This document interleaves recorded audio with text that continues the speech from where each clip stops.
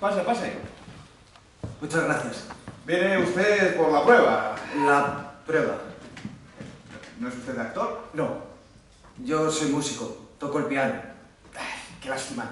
Por el momento no nos hacen falta músicos. Quizás más adelante.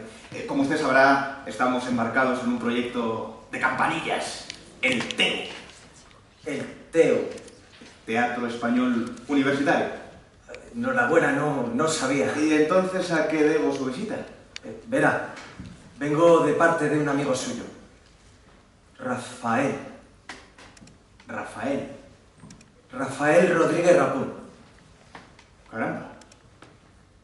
Me deja usted de lado. ¿Conoció usted a Rafael? La triple R. Me dijeron que había muerto en el frente. No exactamente. Digamos que lo conocí y traté en sus últimas horas, poco antes de morir, en la prisión. ¿Era usted de los nuestros? Sí, de la Falange de Santander. Rafael fue siempre republicano, aunque nada extremista, y ante todo un tipo cabal, una persona íntegra. Sí, eso me pareció. Fuimos muy amigos. Lo sé. ¿Le habló de mí? Repetidas veces. De usted y de aquel grupo de teatro con el que iban por los pueblos, La Barraca. Y de Federico, nuestro director. Por supuesto, con verdadera pasión. A mí, pero entonces, la verdad, el nombre de García Lorca no me decía mucho. Disculpe mi ignorancia. No es la de usted ignorancia, sino juventud, divino tesoro. Esa enfermedad que, según dice el guasón de mi amigo Jardiel Poncela, solo se cura con el tiempo. Acabo de encontrarlo entre los libros de mi padre. El llanto por Ignacio Sánchez Mejías. Mi padre murió hace una semana. Le acompaño en el sentimiento. Era un gran aficionado a los toros y le encantaba la poesía. Estos días de duelo he leído ese llanto, una y otra vez. No sé si buscando en sus versos algún consuelo. ¿Y lo ha encontrado? No entiendo mucho de poesía. Y sí, le confieso que después de leerlo me he sentido mejor. Mi padre no era ningún héroe o ídolo de multitudes, como Sánchez Mejías, y tuvo una vida más bien gris. Sin embargo, para mí fue un modelo de conducta en todo. Eso le honra. A Federico sus propios versos le sirvieron para, en alguna medida, conjurar el dolor por la pérdida de Ignacio, haciéndolo inmortal mediante la palabra. Tardará mucho tiempo en nacer, si es que nace, un andaluz tan claro, tan rico de aventura. Yo canto su elegancia con palabras que gimen y recuerdo una brisa triste por los olivos. Se lo sabe. De cabo a rabo. Era el verano de 1935. Nos encontrábamos en la Universidad Internacional de Verano, en su tierra de usted, Santander. Íbamos a interpretar El Caballero de Olmedo, de Lope de Vega. La víspera del estreno, Federico nos reunió para leernos algunos versos de su poema sobre Ignacio, que había muerto justo un año antes, después de que lo corneara un toro en la plaza de Manzanares, y lo hizo con un sentimiento que nos puso a todos el vello de punta. Esa misma noche me lo aprendí de corrido, y al día siguiente, después de la comida, lo recité delante de Federico y los demás compañeros. Enseguida noté que mi recitado le había tocado el corazón. Se me acercó y, sin decirme palabra, me abrazó largo y apretado mientras sollozaba. Pero voy a pedir que nos traigan un café, que me tiene usted que contar muchas cosas del pobre Rafael. Por cierto, no me ha dicho usted su nombre. Sebastián. ¿Cuántos años tiene, si no es indiscreción? 21. Pues yo solamente 10 más. Así que tutémonos, coño, que por algo somos camaradas.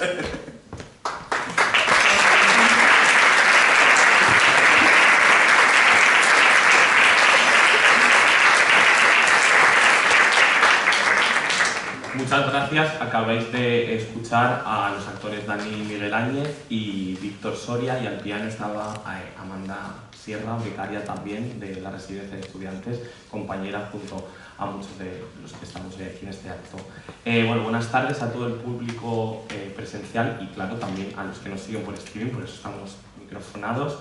Mi nombre es Izan y es para mí un inmenso placer presentar este acto en un marco incomparable como lo es la Residencia de Estudiantes, este salón y este piano. Gracias a Alicia Gómez Navarro, directora de la Residencia de Estudiantes, a Rosario, a Blanca, a Jimena y a todo el equipo que nos ha permitido pasar esta tarde pues haciendo estas cosas de teatro que tanto nos gustan a los que estamos aquí convocados. Es emocionante que hoy la Resi esté lleno de teatreros, de teatristas, de filólogos, de gente de la farándula y de los que le gustan, ¿no? Todos ellos. Nos juntamos todos con ocasión de la presentación de la obra de teatro Sebastián, de Javier Huerta, y de la entrega al autor del Premio Internacional de Teatro Esquilo 2026, otorgado por el grupo Siar Pigmalión. En el extremo tengo al presidente del sello editorial, Basilio Rodríguez Cañada, recién aterrizado de la sede de Colombia. Gracias por acompañarnos.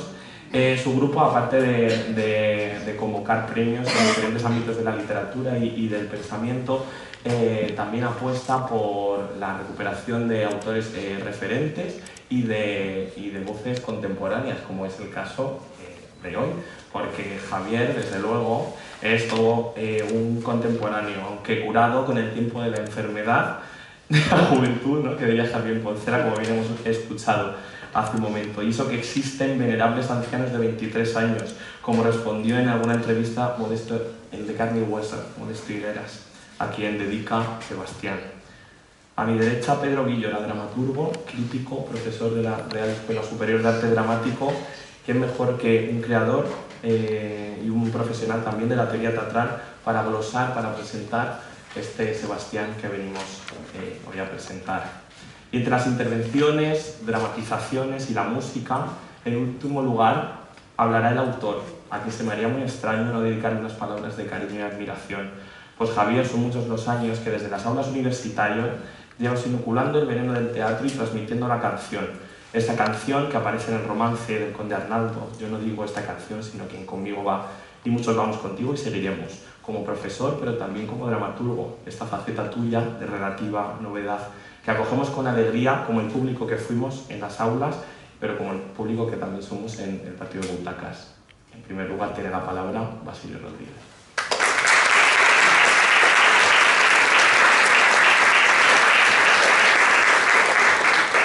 Gracias, Izan. Señoras y señores, muy buenas tardes. Me van a permitir que os deje la trail porque llevo más de 12 horas sentados y podría ser peligroso seguir ahí.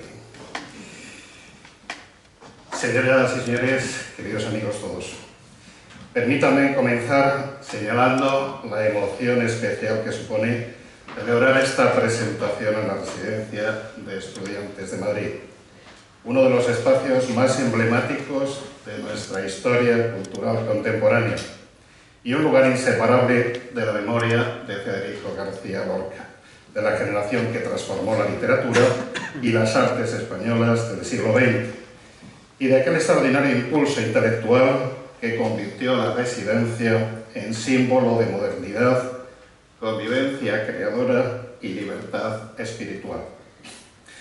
Escenificar aquí parte de la obra Sebastián adquiere, por tanto, un significado particularmente profundo. No se trata únicamente de un marco institucional prestigioso o de un escenario de alto valor histórico.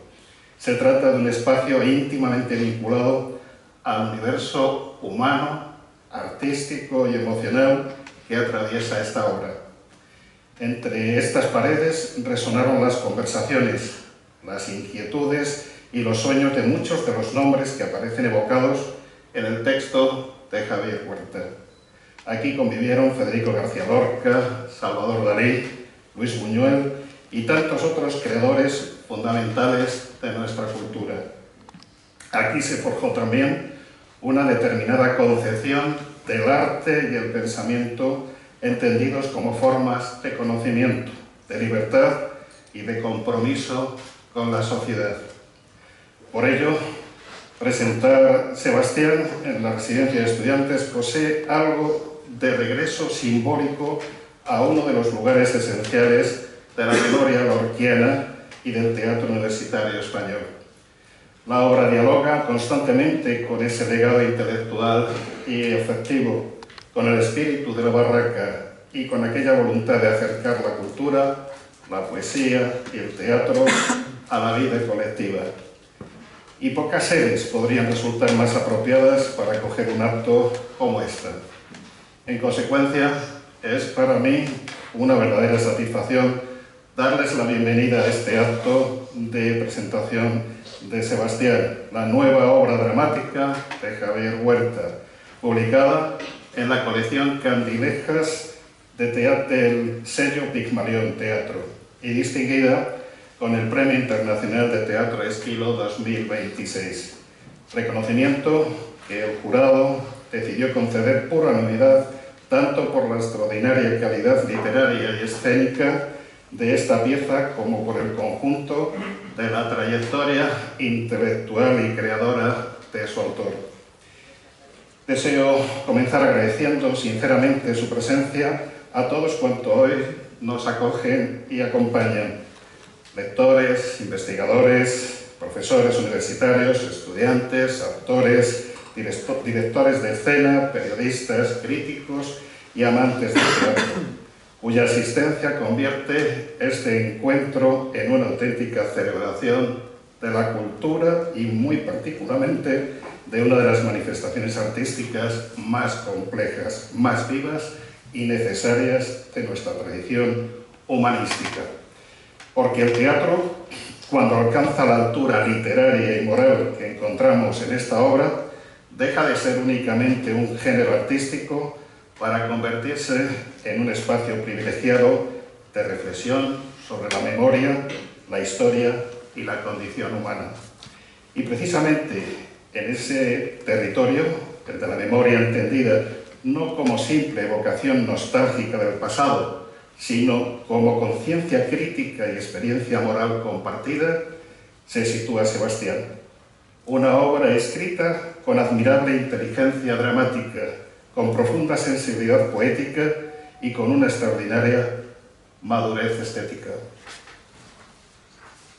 Hablar de Javier Huerta supone referirse a una de las figuras esenciales del pensamiento teatral español contemporáneo.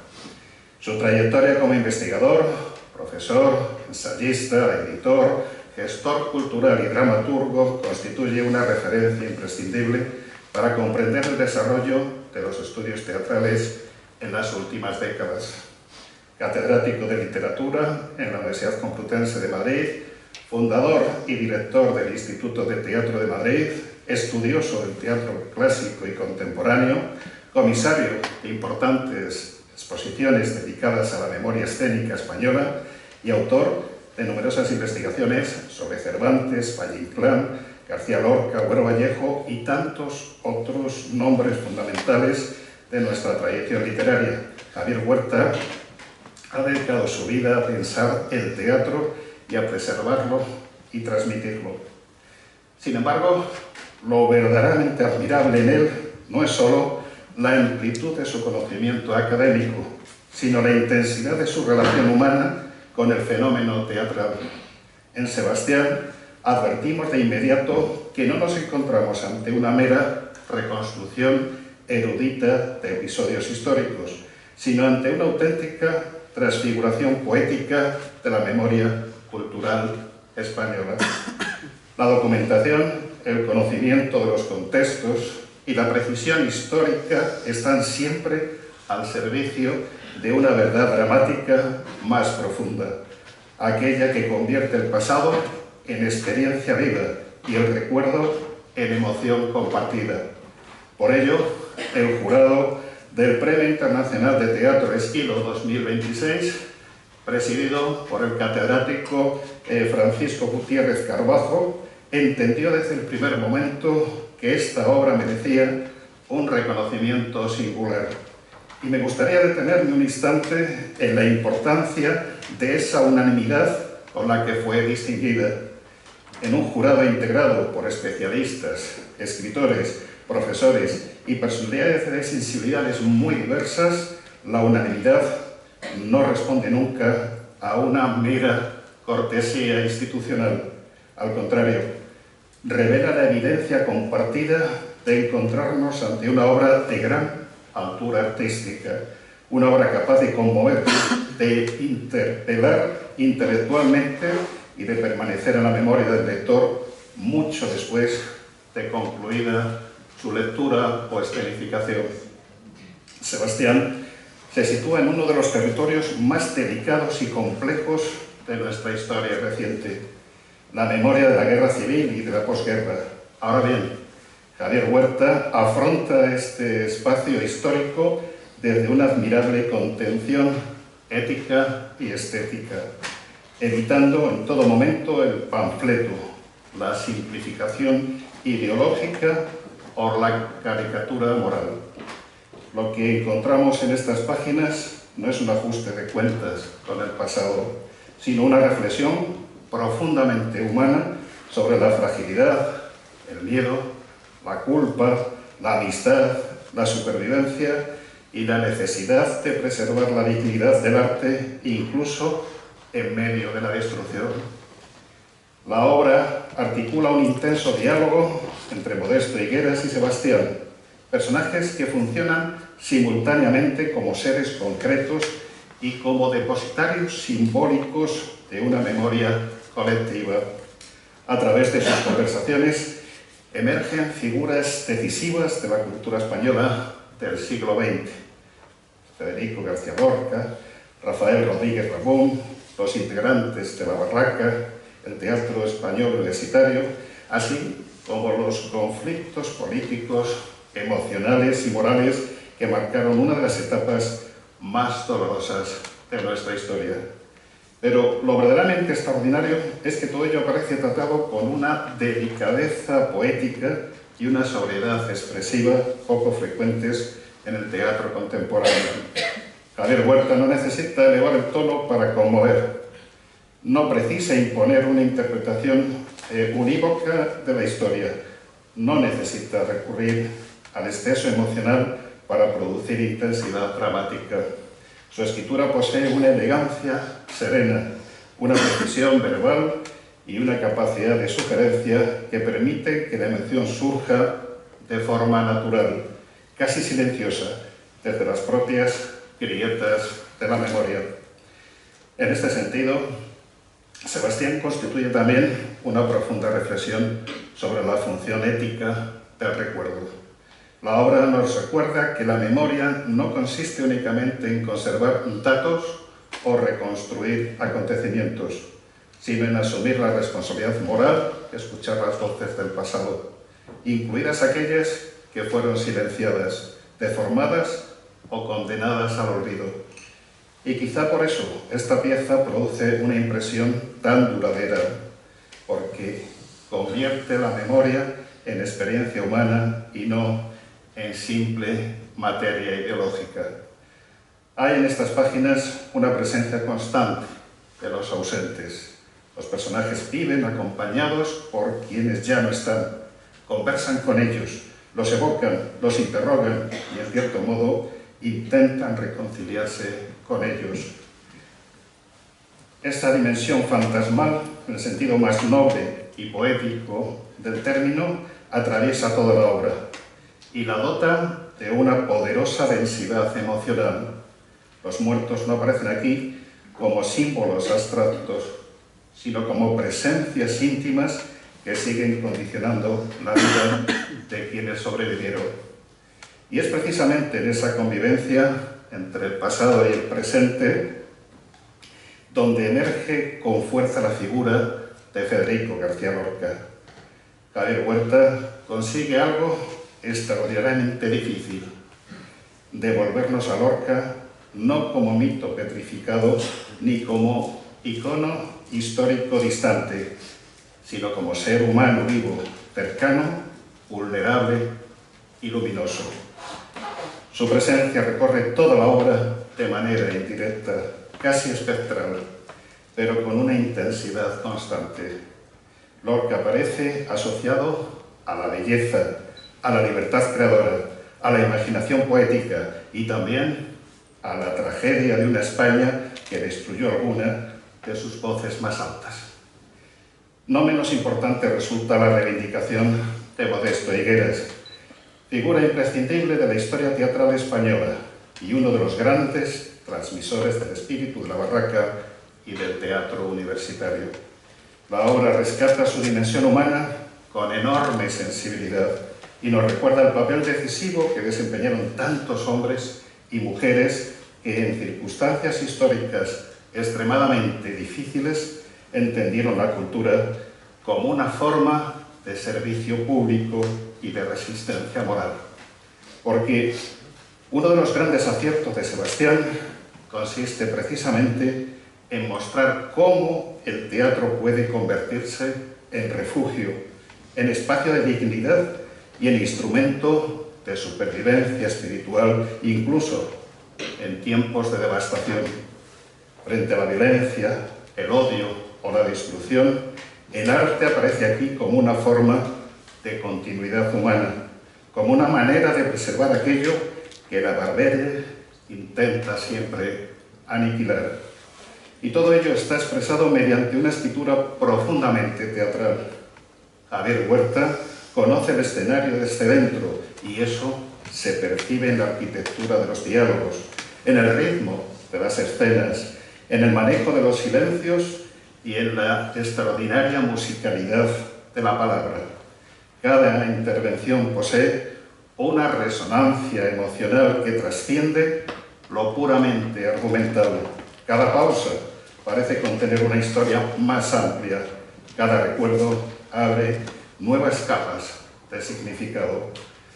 La obra dialoga además con algunas de las mejores tradiciones del teatro europeo y español contemporáneo.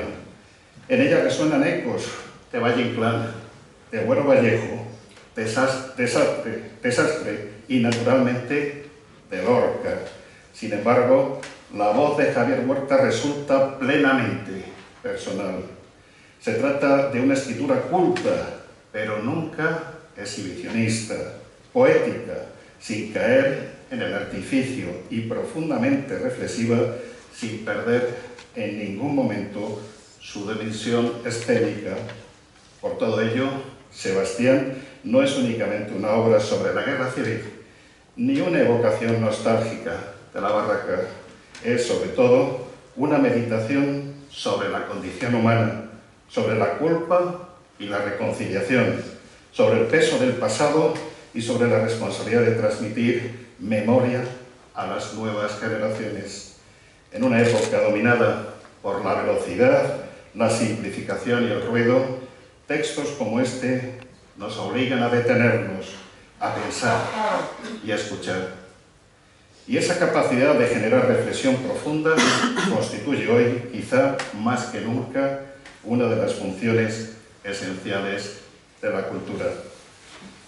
Quisiera destacar la importancia de que esta obra aparezca publicada en la colección Candilejas de Teatro. Una colección que desde el grupo editorial Sial Pigmalión hemos concebido como un espacio de excelencia para la dramaturgia, la investigación teatral y el pensamiento escénico.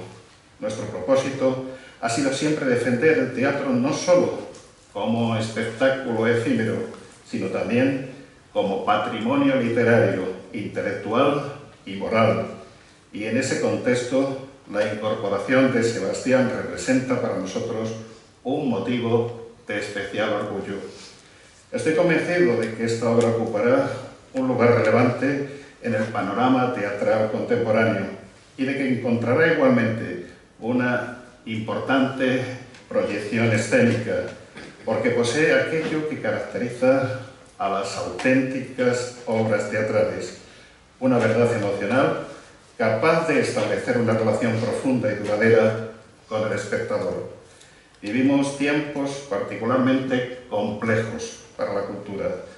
La aceleración tecnológica, el dominio de lo inmediato y la fragilidad de la atención amenazan con reducir los espacios de reflexión y de experiencia compartida. Sin embargo, precisamente por ello, el teatro continúa siendo imprescindible, porque exige presencia, escucha, tiempo y humanidad. Y mientras exista esa necesidad de encuentro humano, el teatro seguirá teniendo sentido. Sebastián nos recuerda justamente esa dimensión esencial del arte, su capacidad para preservar la memoria, para interrogarnos moralmente y para devolvernos una mirada más profunda sobre nosotros mismos y sobre nuestra historia. Quiero felicitar muy sinceramente a Javier Huerta por esta obra admirable, por su honestidad intelectual, por la elegancia de su escritura y por su extraordinaria capacidad para transformar la memoria histórica en emoción dramática y reflexión humanística. Querido Javier, muchas gracias por esta obra. Gracias por tantos años de experiencias y actividades compartidas. Gracias por recordarnos que el teatro sigue siendo un espacio de verdad y de conciencia. Igualmente por devolvernos la voz de quienes hicieron de la cultura una forma de dignidad y de resistencia. Y sobre todo por escribir un texto que no solo se ve o se representa, sino que permanece interiormente en quien se acerca a él. A todos ustedes, muchísimas gracias por acompañarnos en una tarde muy especial y por seguir creyendo, como nosotros entendemos, que el valor insustituible de la literatura, del pensamiento y del teatro es el que muchas veces nos permite superar situaciones en las que la barbarie, el desconcierto o otro tipo de influencias sociales hacen que estemos dispuestos a abandonar nuestro cometido y tirar la toalla. No lo haremos, seguiremos mientras tengamos autores y obras como la de esta tarde. Muchas gracias.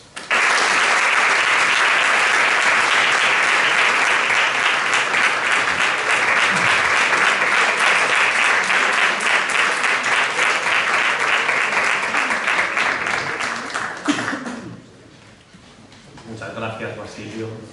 Tienes la palabra, Pedro Guillermo. Muchas gracias.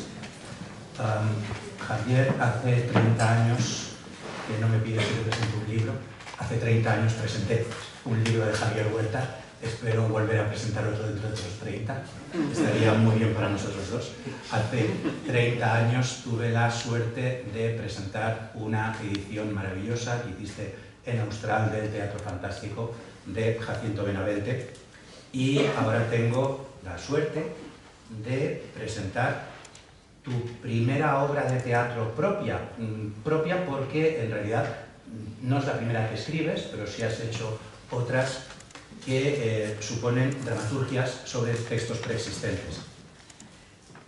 Antes de empezar, quiero leerte. Cuando digo leerte, no es leerte a ti para que me escuches, sino leer tus palabras. No me atrevo a decir que sea tu primer libro de poesía, porque la verdad es que los dos primeros salieron a la vez.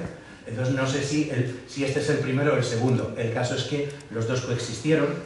Aquí aparecías ya como poeta, lógicamente, pero también como dramaturgo, porque al fin y al cabo en tus 3 libros de poesía aparecen poemas dramáticos. Y en los 3 libros de poesía aparece algo que tiene mucho que ver con lo que Basilio estaba contando, y es el respeto por el ayer, el respeto por figuras que han sido importantes para ti desde el punto de vista cultural, pero también personal. Es decir, hay una implicación de tu vivencia con tus intereses, y dentro con tus intereses tanto intelectuales como artísticos. Y hay un poema aquí en este primer o segundo libro de poesía tuyo que se llama Romance del caballero, el torero y el poeta. Es un poema en 3 partes, solamente voy a leer la tercera, que se titula El poeta. Y dice: que de noche le mataron a la gala de Medina. Fue a la mitad del camino, cuando la luna más brilla y con su luz poderosa la muerte bien lo ilumina, como una plaza redonda. ¡Ay, Federico García! Cuánta luna y cuántas sombras se ciernen sobre tu vida. Son 13 luneras sombras, 13 sombras se lo avisan. ¿Qué de sombras finge el miedo? ¿Qué de engaños imagina? A las puertas de Granada tan cantada y tan perdida, ¡ay, don Alonso el de Olmedo! ¡Ay, Federico García! Volved a Madrid, volved a Medina. Mas la suerte está ya echada. Hace pacto con la envidia, y al más galán caballero que ciñó espada en Castilla, y al poeta de poetas, el duende de Andalucía, le señala su final y les cercena la vida. Quería recordar este poema porque tú eres una persona de obsesiones y evidentemente Lorca es una de tus obsesiones. Le has dedicado muchos textos desde el punto de vista ensayístico. Incluso antes te confesaba que aprobé mi oposición gracias a haber estudiado muy bien uno de tus textos ensayísticos sobre Lorca, y tuve la suerte de que me cayese algo parecido. Entonces, eres un gran estudioso, pero eso lo has llevado también al mundo de la creatividad. Tienes la parte intelectual y tienes la parte creativa, por eso no es de extrañar que esa presencia de Lorca, que tanto y también ha referido Basilio, estuviese no solamente en los inicios de tu labor poética hace ya una década, cuanto en esta obra, primera obra propia que aparece. Yo debo decir que cuando esta obra me llegó, como miembro del jurado, lo primero que me llegó fue un título. Y yo cometí un error que curiosamente cometen también los personajes de la obra. En la escena exactamente cuarta, que se titula La importancia de un nombre, aparece la idea de cuando nosotros vemos la palabra Sebastián en el ámbito de las artes, sean literarias, teatrales, musicales o artes plásticas, inmediatamente tendemos a relacionarlo o bien con San Sebastián o con Sebastiane, con un ámbito propio de lo religioso, porque no deja de ser un mártir, pero también con un ámbito propio de la búsqueda o pesquisa sobre las masculinidades, sean antiguas o nuevas.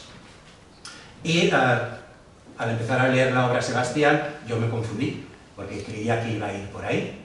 Y lo primero que me encontré fue exactamente la escena que nos han leído Víctor y Daniel, en la que aparece un personaje que se llama Sebastián y un personaje que se llama Modesto. Pero antes de eso estaba la dedicatoria. Y la dedicatoria dice así: a la memoria de Modesto Higueras, que hizo del teatro una misión de vida, de la barraca al teo. Y a mí esto ya me interesó. Y me interesó que la obra fuese sobre Modesto Higueras, porque es verdad que cualquier obra sobre Lorca nos interesa, pero obras sobre Lorca hay muchas. Y lo que no hay tanto es sobre figuras absolutamente relevantes para el mundo del teatro. Y Modesto Higueras era, porque ahora ha cambiado, ahora es un poco más, era una figura de la que yo sabía poco, pero a la vez mucho, de manera muy espaciada. ¿Por qué? Porque por cuestiones profesionales he tenido la suerte de, desde muy joven, estar en contacto con grandísimos maestros del teatro, con algunos de los cuales he tenido la suerte de colaborar.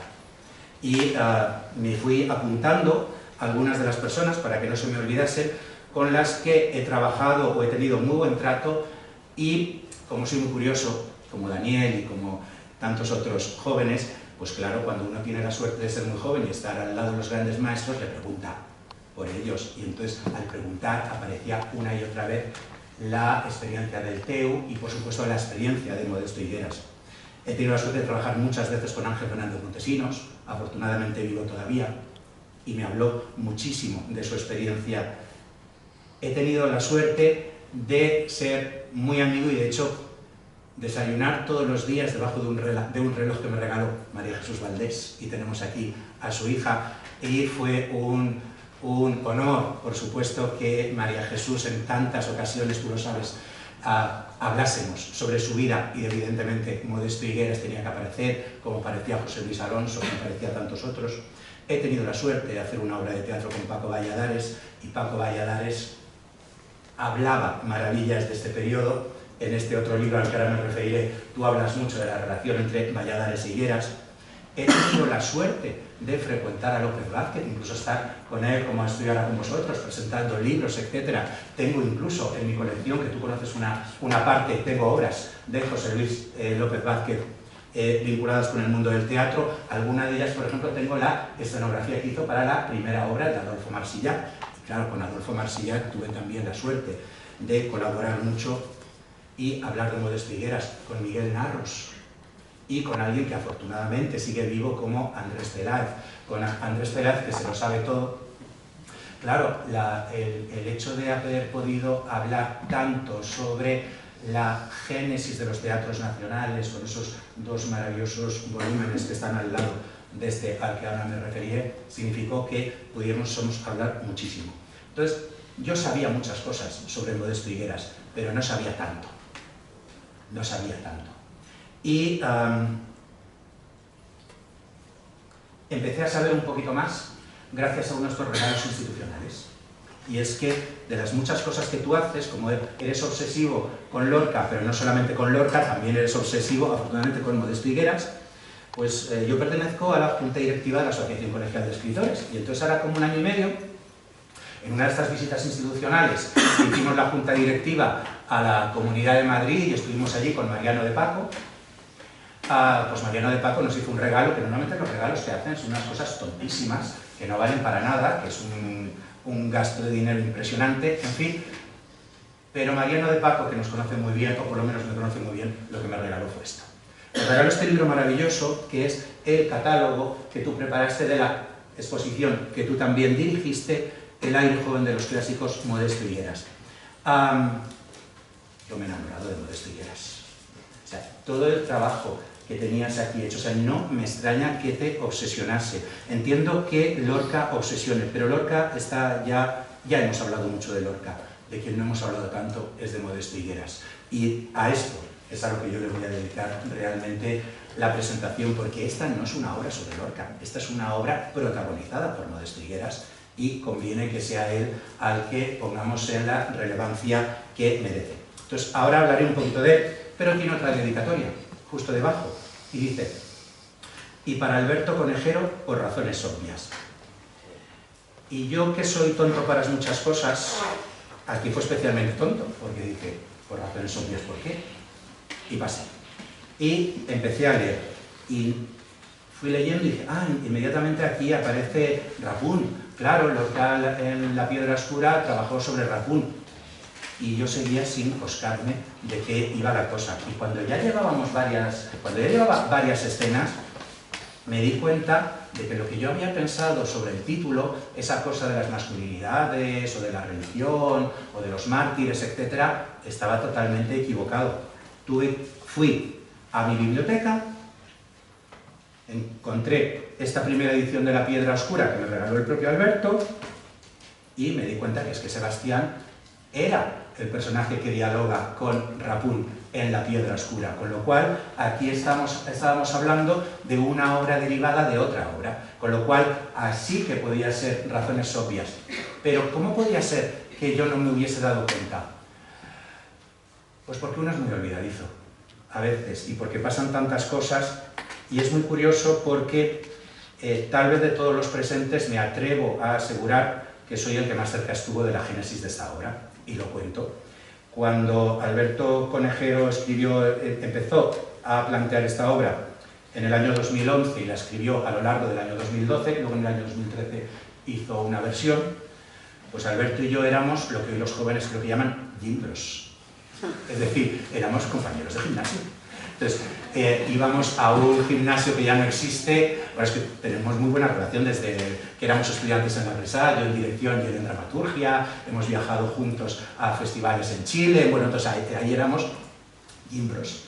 Y como buenos gimbros, pues antes o después de entrenar, nos tomábamos algo y hablábamos de nuestras cosas, de las cosas que estábamos imaginando, de las cosas que queríamos crear. Pues yo en un momento estaba empezando a trabajar con Miguel Narros y él estaba empezando a pergeñar algo que aún no sabía que era sobre Rapún.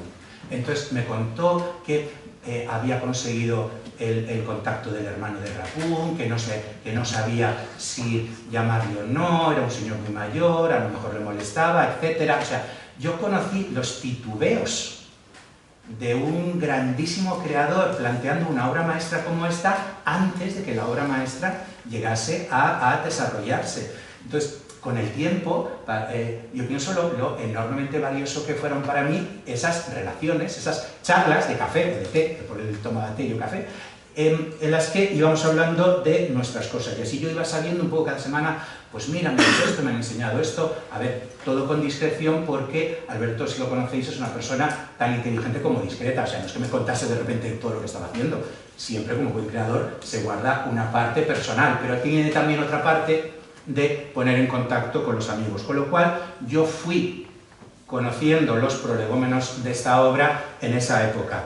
Y aparte, cuando él la tenía ya diseñada, entró en contacto con uno de mis mejores amigos, que es Juan Carlos Rubio, y he comprobado que, aunque han cambiado muchas cosas de la primera edición a la última, por lo menos la última que yo tengo, que es la novena, algo que se mantiene es que en su nota de autor, Alberto Conejero dice, dentro de su agradecimiento a Juan Carlos Rubio por su generosidad y guía.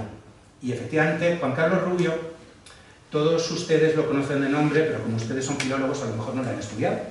Y digo, ¿por qué? Porque una cosa terrible que tenemos, ahora me voy a incluir como antiguo alumno tuyo que he sido en la Facultad de Filología, es que a veces los filólogos miramos por encima del hombro a los que tienen éxito. Y Juan Carlos Rubio es seguramente el dramaturgo de mayor éxito que existe en España desde hace muchos años, tanto en su escritura personal como en las obras que dirige, como en las adaptaciones que hace. Y el éxito no se perdona. Pero el éxito le vino muy bien a Alberto. ¿Por qué?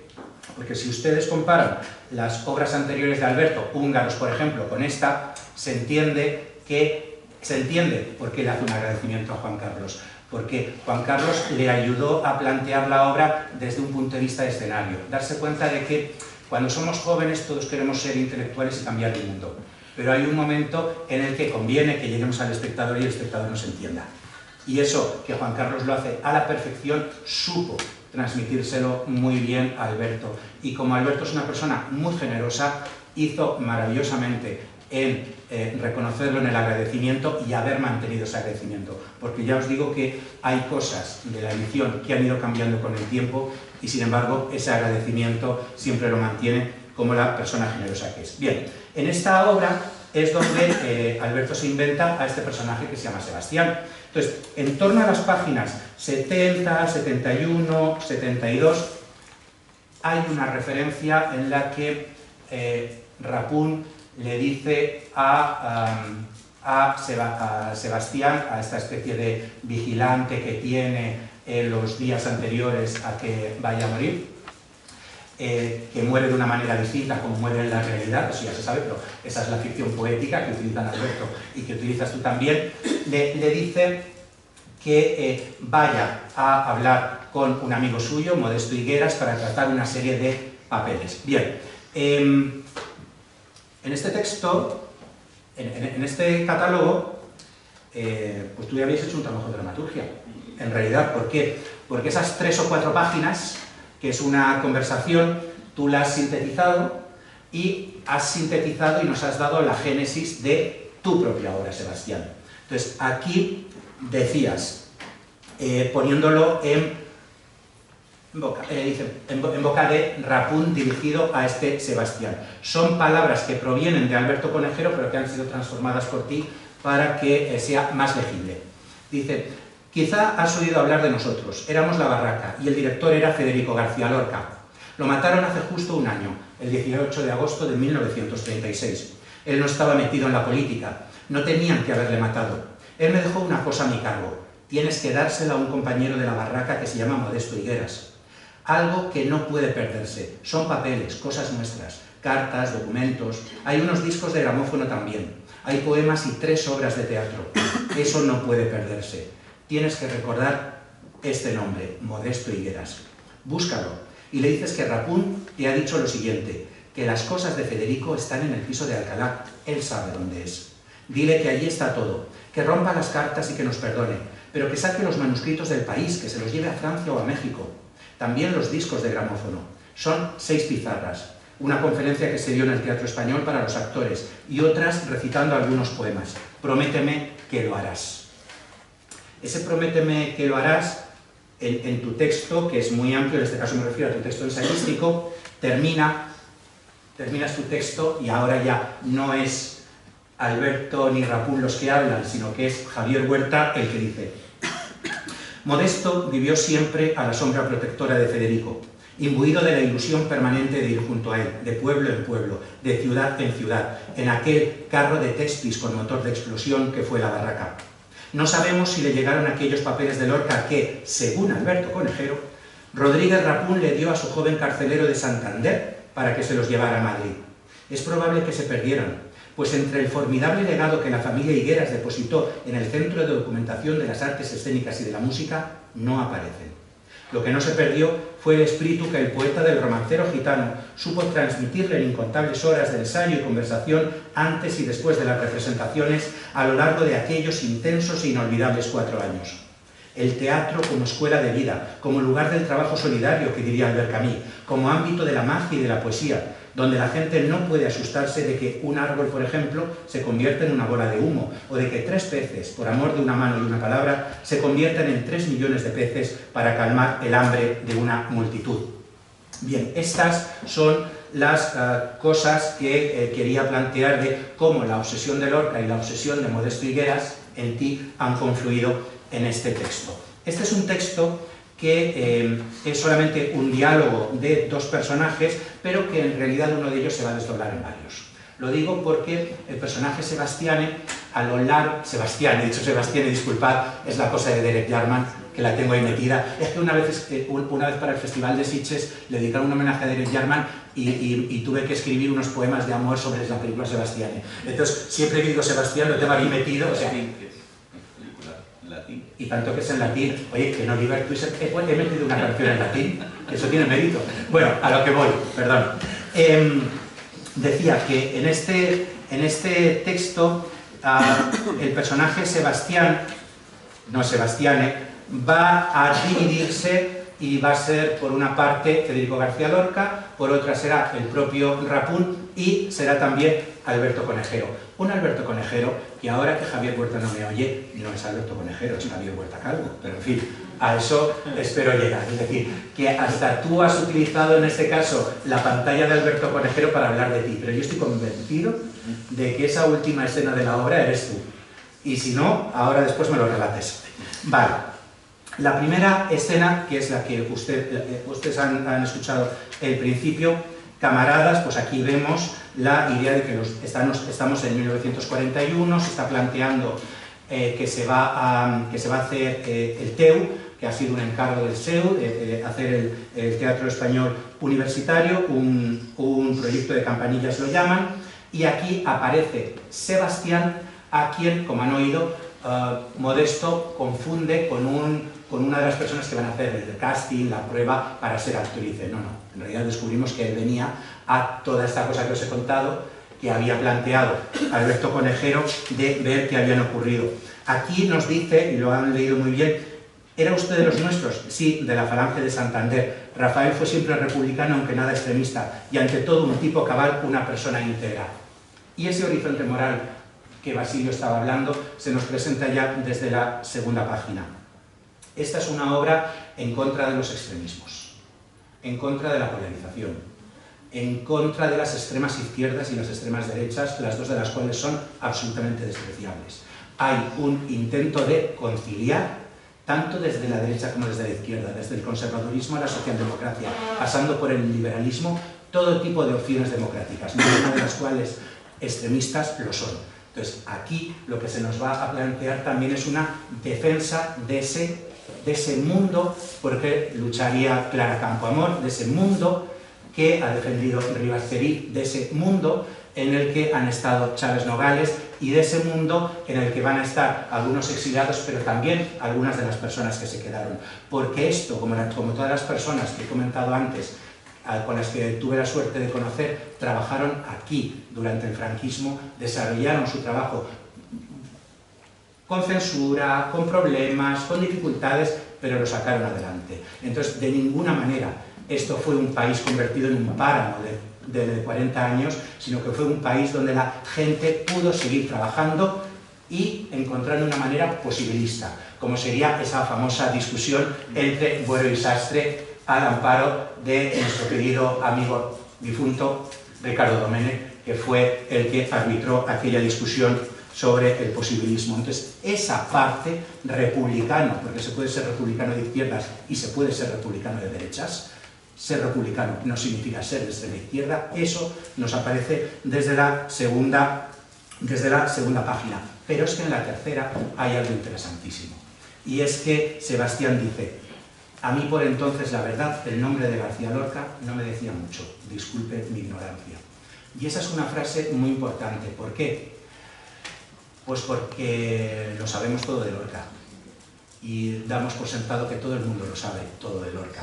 Pero esta es una obra que va a permitir el descubrimiento de Lorca, es decir, pero también el descubrimiento de Modesto Higueras. En realidad, esta obra se plantea como de qué manera se genera una pasión en aquel que no la tiene. Igual que yo he ido desarrollando una pasión por Modesto Higueras, gracias a ti, aquí lo que vamos a ver es también cómo el personaje Sebastián va a desarrollar una pasión por Lorca gracias a Modesto Higueras, gracias a ti, gracias también a Alberto Conejero. Es decir, no pensar que solamente porque Lorca sea muy grande, su prestigio o su magisterio ya lo tenemos que dar por descontado, porque hay gente que lo puede discutir y hay gente que lo puede desconocer, y lo bonito de aquí es cómo se articula el conocimiento y el acercamiento a una personalidad tan grande como la suya. Entonces, esto no deja de ser, en cierto modo, también iba a decir una novela, un libro román, discúlpame, una obra de teatro de iniciación de un personaje en el magisterio lorquiano. Alguien que comienza no conociéndolo y termina desarrollando la misma pasión que puedes tener tú como buen lorquiano que eres. Entonces, eso lo tenemos desde la página 3. Solamente he hablado de la primera escena. En realidad yo les hablaría de las 10. Desgraciadamente no puedo. Entonces, ¿qué es lo que tengo que hacer? Tengo que remitirles a la lectura. Tengo que remitirles a que ustedes se dejen penetrar como yo de esta obra. Porque, insisto, de la misma manera que Sebastián va a ir adquiriendo la pasión por Lorca en sus entrevistas con Modesto Higueras, yo he ido adquiriendo la pasión por Modesto Higueras en la construcción del personaje. Es un personaje hermosísimamente construido y es un personaje que está absolutamente lleno de verdad y es un personaje que rehuye todo tipo de maximalismos y es sinceramente un personaje que entiendo, porque todos esos maestros míos me hablaban tanto y tan bien de él. Y tú me lo has hecho revivir. Entonces, de la misma manera que yo he reconocido mi error al principio de yo creí que este Sebastián era una cosa y luego es otra, yo también espero que ustedes, si alguno de ustedes no conoce suficientemente bien a Modesto Higueras, que sepan que esta no es una obra sobre Lorca. Esta es una obra sobre de qué manera un extraordinario director, promotor, constructor de teatro, constructor de vida escénica y, en definitiva, constructor de vida democrática, pudo trabajar a lo largo de 40 años y todavía un poco después. Muchísimas gracias.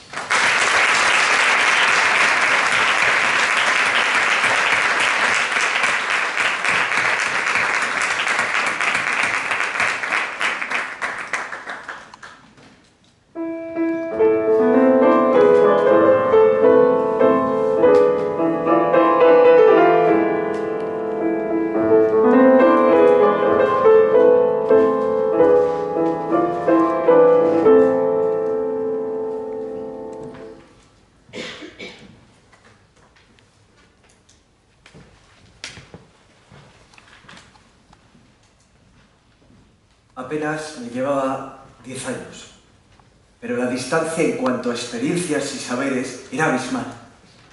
Yo era el jovencito tímido y pasguato que en gran parte sigo siendo.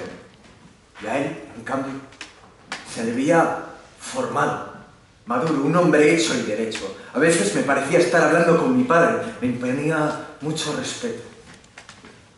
Lo que peor llevaba eran sus aires de superioridad, como si a cada instante te estuviera perdonando la vida. Él quería que yo dejase mi timidez a un lado y que me expresara con franqueza, tal como era, que le respondiese sin pensarlo mucho a lo que me preguntaba. Y como me notara demasiado retraído, insistía una y otra vez, y yo, baja la voz, me estás poniendo en un compromiso, como alguien os oiga, a quien van a dar cafés a mí. Pero él no paraba de hablar y de contar cosas, como mi padre, cuando a la hora de acostarnos nos contaba a mí y a mis hermanos unas historias que parecían no tener fin. Y nosotros, sin pegar ojo, haciendo esfuerzos para no dormirnos y poder llegar despiertos al final. Pero que si quieres, el sueño terminaba venciéndonos. Rafael no me contaba cuentos sino su vida, como si yo fuera el notario encargado de levantar acta. Pero su vida era, en realidad, un cuento nada fantástico, muy común. Que había estudiado sin muchas ganas para ingeniero de minas, que le volvía loco el fútbol, había llegado a jugar en el segundo equipo del Atlético de Madrid. Yo soy del Racing de Santander, pero el fútbol ni fu ni fa. Pasó luego a hablarme de su vida sentimental y en ese punto me encandiló. ¿Cómo no iba a encandilar a un chico virgen como era yo entonces? Me habló de las varias novias que había tenido, todo un Don Juan. Con ese cuerpo de atleta ya podría, un harén entero tendría yo detrás. Y de repente, su maldita obsesión durante las horas que estuvimos conversando, he perdido la cuenta. Perdóname este olor. No puedo con él. El mal olor lo llevaba fatal.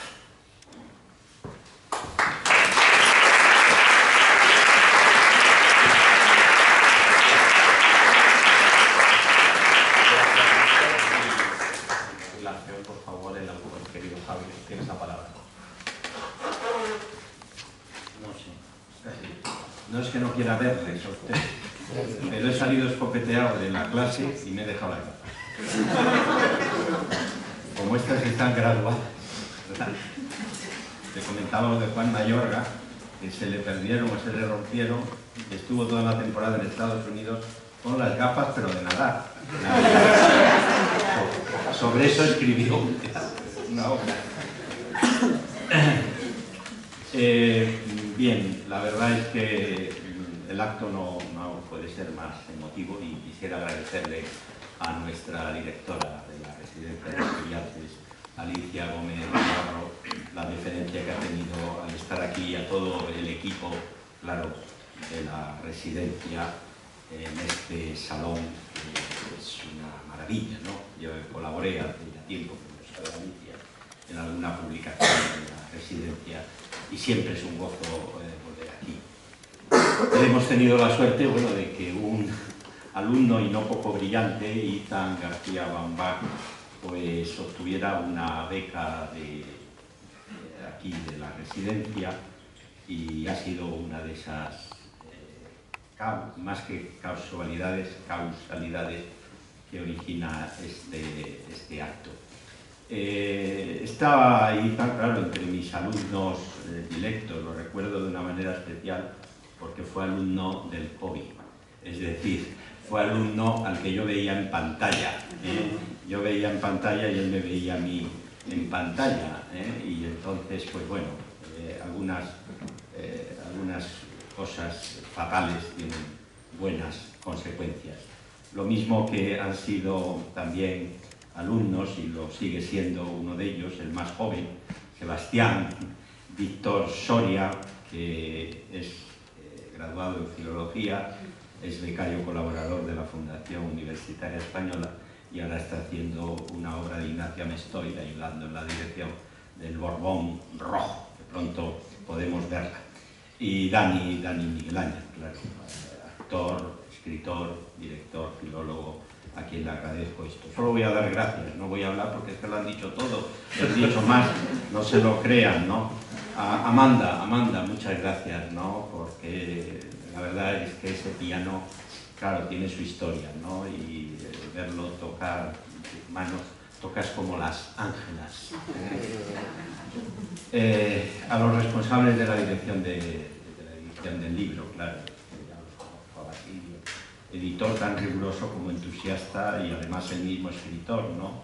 Eso se nota en la prosa que maneja y con la que ha presentado este libro. Y todo el equipo, ¿no? Verónica, Raquel, en fin, ¿qué voy a decir, no? Trabajan de manera extraordinaria. El continente del libro también se enriquece con esta fabulosa obra de Luis Sáenz de la Calzada. Luis Sáenz de la Calzada, como saben, el cronista mayor de la Barraca y a quien debemos pues prácticamente casi todo, yo creo que el 80% de lo que sabemos de la Barraca. Margarita Sáenz de la Calzada, su hija, que no sé si estará por ahí, le debo el que nos haya dejado, la verdad es que es muy hermoso, ¿no? El recuerdo de la barraca con esa mano que parece recoger la escarapela, la insignia de la barraca, ¿no? La de Benjamín Palencia, ¿no?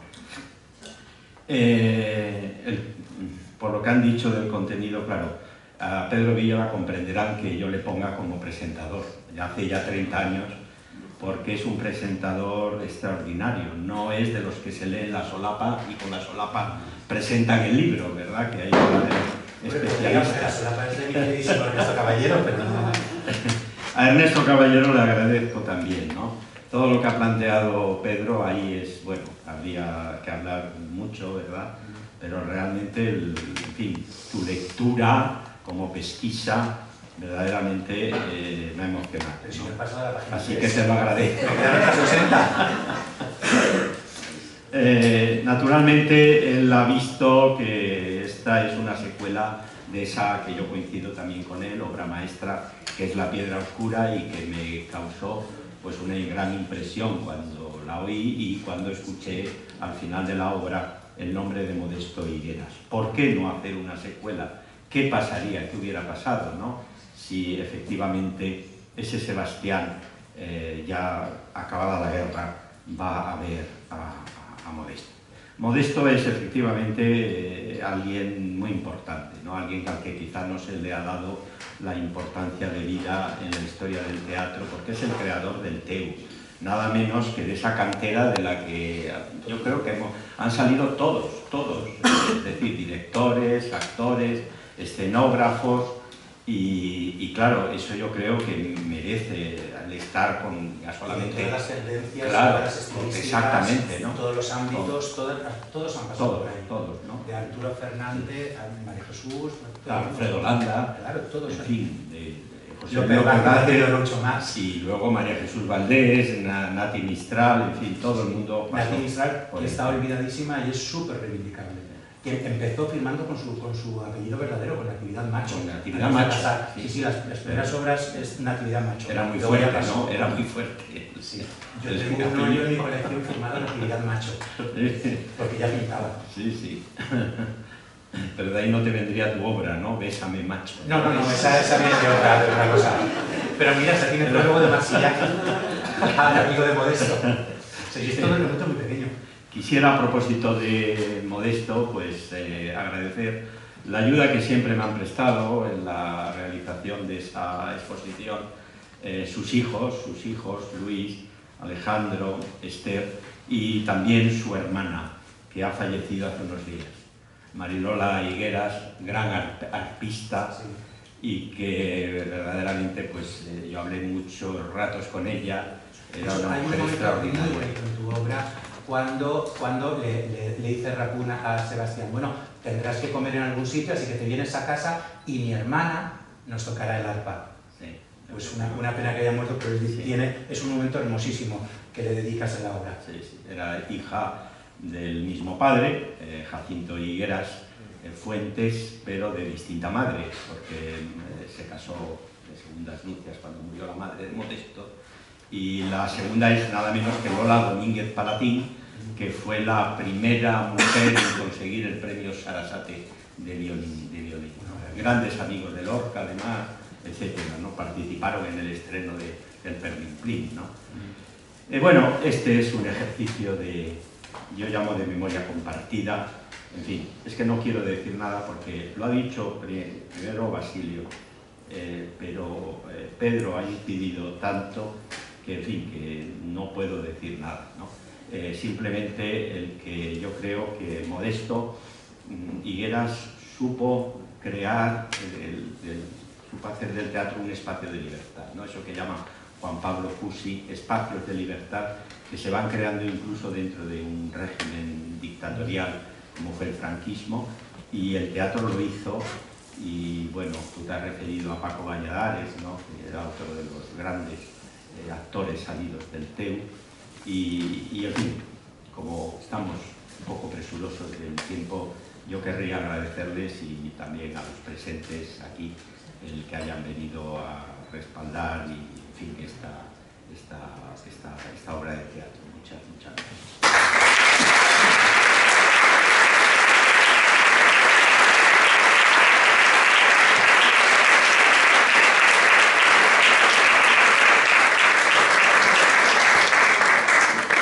Querido Barraquito, esta temporada haremos, si Dios lo quiere y el cielo llorón no lo impide, la danza de la muerte.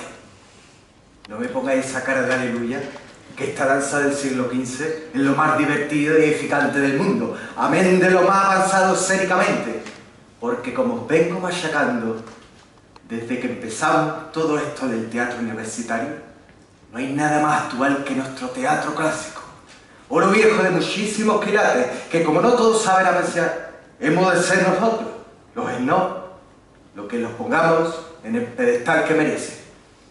La cosa va de que la muerte, que es una dama muy pinturera y que lleva un esqueleto pintado en su túnica y una guadaña al hombro, sale bailando con mucha ceremonia a los sones de un ritmo antiguo, alrededor de los personajes que van acudiendo a su llamada y que representan los distintos estados sociales.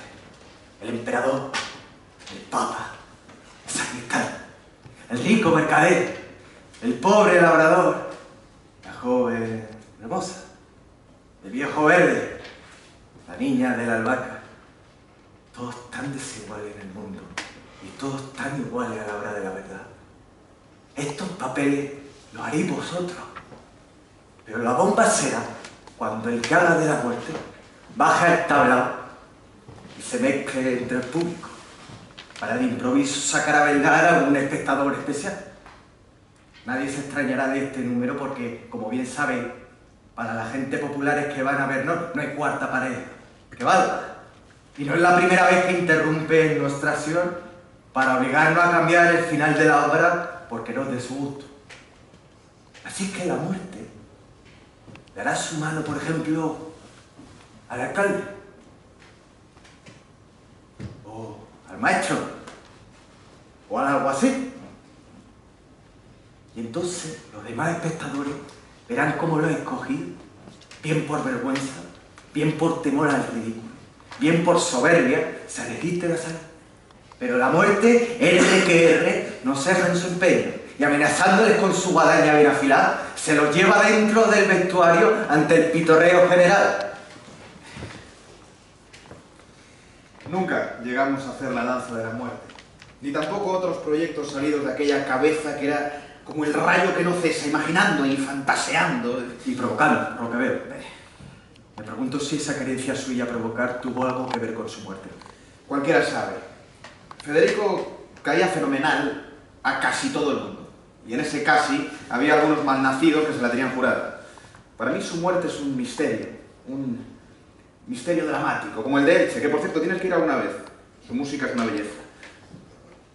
A menudo sueño que su muerte no fue real, sino una representación en la cual a él le tocó el papel de víctima de San Sebastián y a los demás el de verdugos.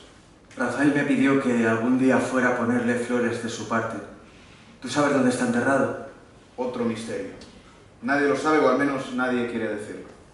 En Granada alguien podrá orientarme. No lo creo. Aunque llevases tu camisa azul, te mirarían con recelo. Como comprenderás, cuando los rescoldos de la guerra no se han apagado aún del todo, luego de 3 años a tiro limpio, nadie quiere remover los malos recuerdos. Hay que esperar. Todavía es demasiado pronto. Le di mi palabra. Y la palabra hay que cumplirla, faltaría más.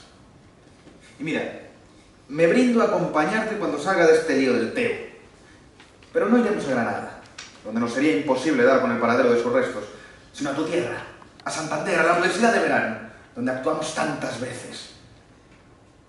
Y al atardecer nos acercaremos a la playa de la Magdalena y nos tumbaremos en la arena y nos quedaremos un rato largo mirando al cielo, noche arriba, haciéndonos los muertos, como le gustaba decir a él.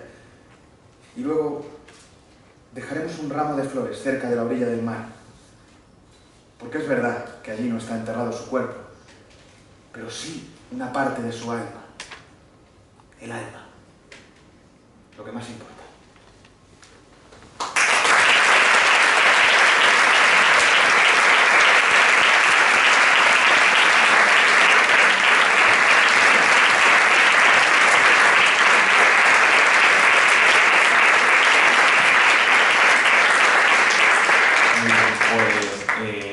Como no tenemos tampoco mucho tiempo, os voy a dar las gracias a los tres, de verdad yo creo que ha sido una tarde absolutamente emotiva y vamos a pasar a la entrega del premio, el preludio, es Granada de Albeniz en las manos de Amanda Sierra.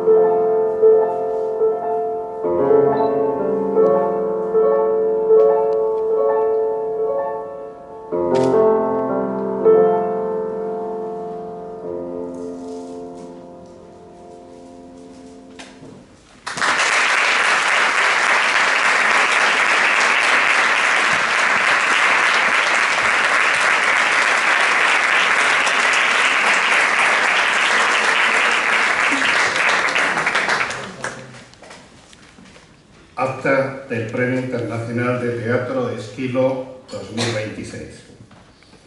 El Premio Internacional de Teatro Esquilo lo crea el grupo editorial Seat Pigmalión para premiar autores de teatro de todo el mundo que hayan destacado por sus obras. Un jurado prestigioso propone cada año autores que se hayan distinguido en el género teatral y otorga este galardón que reivindica la figura del gran dramaturgo griego Esquilo, predecesor de Sófocles y Eurípides, considerado el primer gran representante de la tragedia griega, autor de obras tan significativas como Hestiada, Prometeo encadenado o Los persas, entre otras. Este galardón lo han recibido, entre otros, Antonio Prieto, Pedro Villora, Javier García Mourinho, Luis Alberto de Cuenca, Alicia Mariño Espuelas o Daniel Miguel Áñez.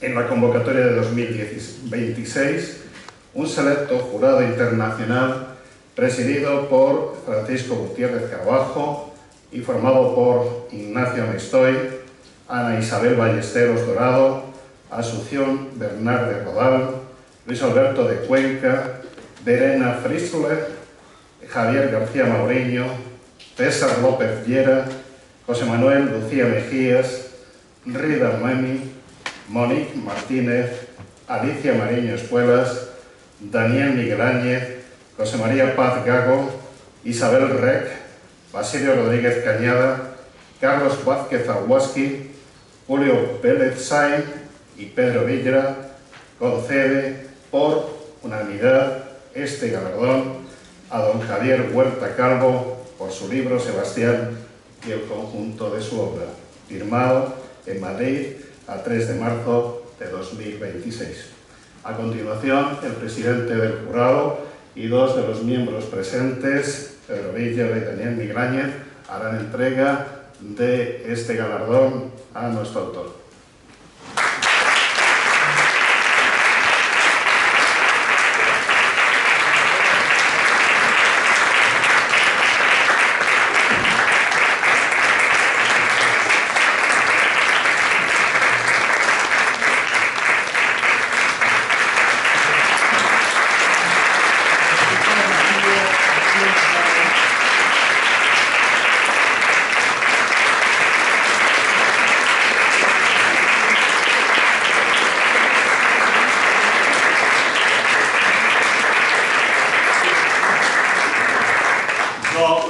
muy breve.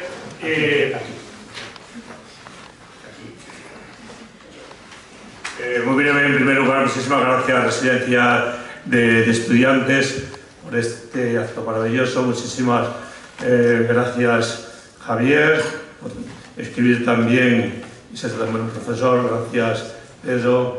Gracias, Basilio, por esta labor oceánica. Y además, no es una metáfora, porque esta mañana, hace menos de 12 horas, acabas de venir y de cruzar el Atlántico. Muchas gracias a los actores que son ya.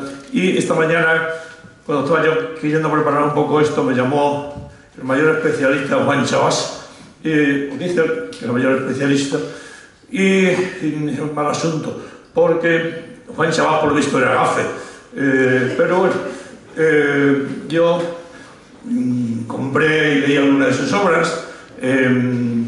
Compré en Cuba la historia de la literatura española, que tendréis todos, que es una historia maravillosa. Me da la impresión que la hizo sin materiales, porque pone ahí que está editada año del Vietnam heroico. Maravillosa, maravillosa obra. Bueno, menos mal que después me llamó Manolo Martínez Mediero, me puse un poco mucho más tranquilo, del que vamos a publicar también una obra en esta misma colección, que se va a llamar La Reina Sosa. Ha escrito muchas reinas. Manolo, yo lo felicitaba hoy por la nueva novia y por esta obra vamos a felicitar. Bueno, sobre Javier podría decir tantísimas cosas, pero solamente voy a decir lo que la conclusión que llegó el jurado. Y no te preocupes, es una forma corta y una forma larga. La forma larga en que te lo voy a decir es que por unanimidad el jurado vio que era la mayor y la mejor obra. Y la larga es lo siguiente, que por unanimidad el jurado vio que con gran diferencia era la mejor obra. Muchas gracias.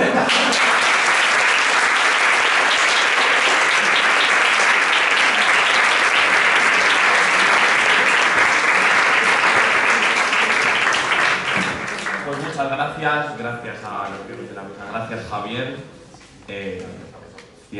Se cierra este acto. Placer.